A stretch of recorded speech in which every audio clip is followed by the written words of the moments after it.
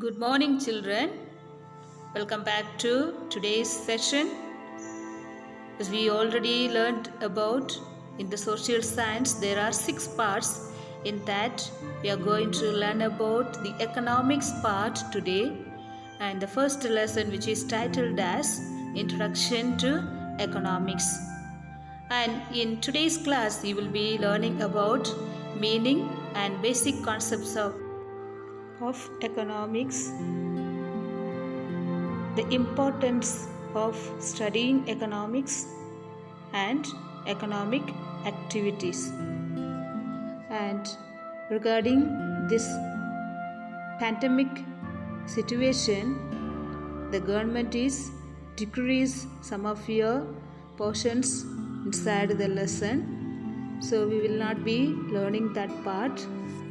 That is from the page 214, importance of the study of economics, from there to the next page 216, last paragraph. Until then we are not learning that part, and basic economic problems will be learned. Now let's learn what is economic. Economic is the study of how the people choose to satisfy their wants using means which are the scarce but have alternative uses. To produce means to manufacture. In order to produce all things that we want, these are called goods and services. We need to use resources or factors or production. Any good or service that satisfies a human want and which is scarce is called an economic good. It is very important to understand the meaning of the word scarce. A good is said to be scarce if it is not freely available. And free goods are those like air, which are available in amounts much larger than those that are required for the satisfaction of human wants, and hence can be obtained at no cost or sacrifice by anyone. We can say that the price paid for such goods is zero. Now let's learn about the father of economics. Adam Smith is known as the father of modern economics. He was an 18th century Scottish economist, philosopher and author, and is considered as the father of modern economics. Now let's learn about the meaning and importance of economics. We use various things in our daily life. These are called goods and services. Goods are the physical and tangible objects like food, clothes, book, bicycle, phone, TV, etc. What do you mean by tangible? Tangible means touchable things. For example, already it is mentioned like food, clothes, book, bicycle, phone, TV, etc. On the other hand, services are intangible things that are also required for our use. Intangible means untouchable things, the opposite of tangible. Tangible means touchable things, intangible means untouchable things. So the common services used are electricity, transportation, education, medical care, tailoring, music, mobile and internet services, etc. While the people using goods and services are called consumers. One who uses goods and services are known as consumers. And people engaged in the production of the goods and services are called the producers. And these goods and services are made available to us at our place through transporters, traders and shopkeepers who are called the distributors. So one who uses the goods and services are known as consumers. One who produce goods and services are called as producers. One who make it available at our places through transporting, trading and shopkeepers, they are known as distributors. In the next paragraph we will see, we buy the required goods and services by paying the given price. It is the value of the goods or services expressed in terms of money. This means that to be able to buy different goods and services required by us in our daily life, we need money. And how do we get money? We are engaged in work or we are employed. By virtue of the employment, we get income. The income we spend becomes the income of the producers and distributors. There is also the government, which is responsible for maintaining law and order and providing some common basic facilities like good roads, electricity, internal and external security. And the government imposes taxes for the goods and services it provides. Here we see, to buy the goods for our needs, we need money. Each goods and services are valued, and the value of the goods and services are expressed in terms of money. So we need money to buy the required things which were needed in our lives. At the same time, from where we get money?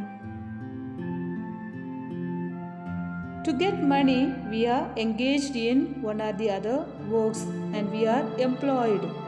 At the same time, by virtue of the employment, we get some income. And the income, that is the money which is spent, becomes the income of the producers and the distributors. And also, government also provides us some of the common facilities, basic facilities that are like good roads, electricity, internal and external securities are given by the governments. And the government imposes taxes for the good and service it provides.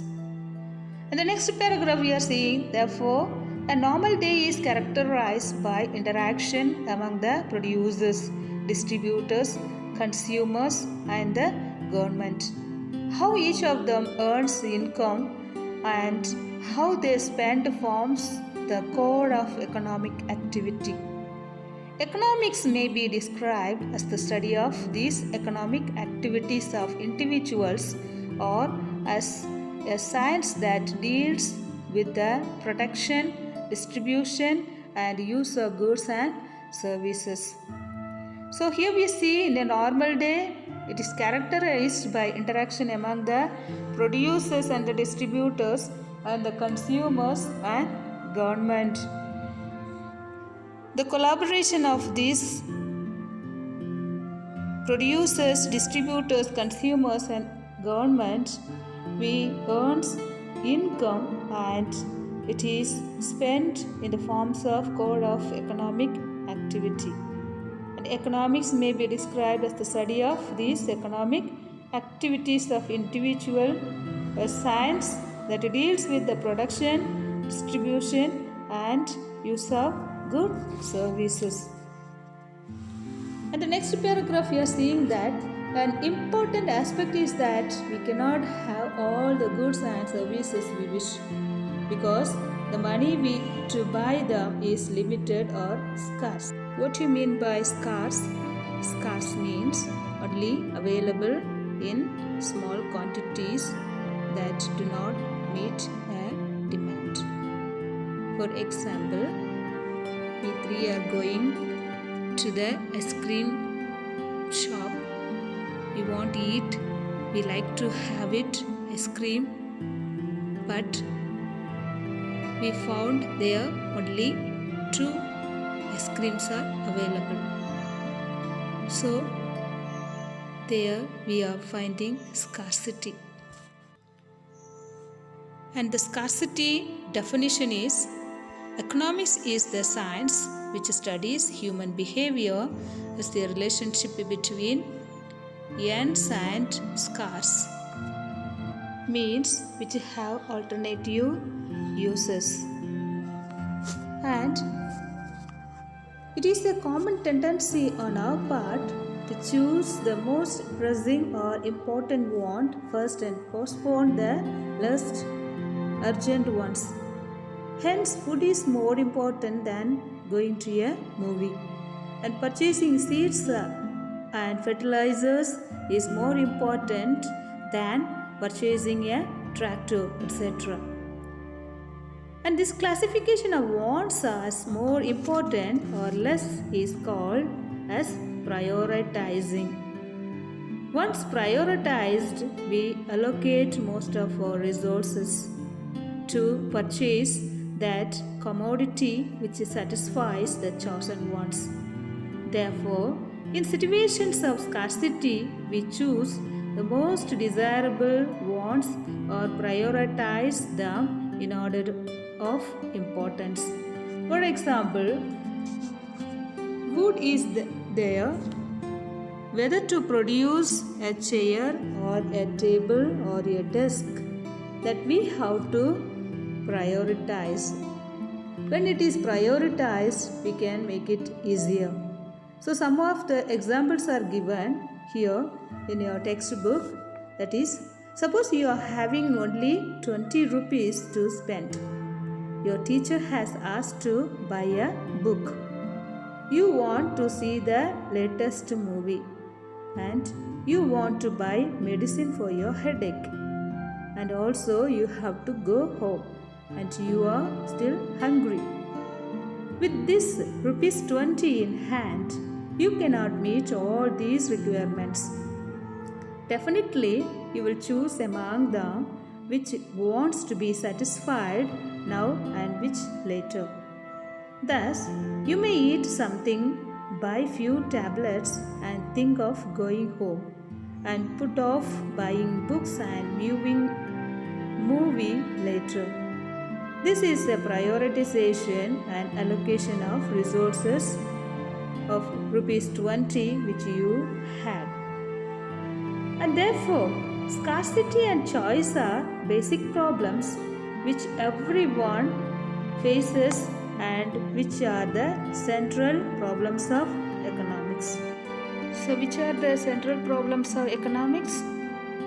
Scarcity and choice are the basic problems of central problems of economics.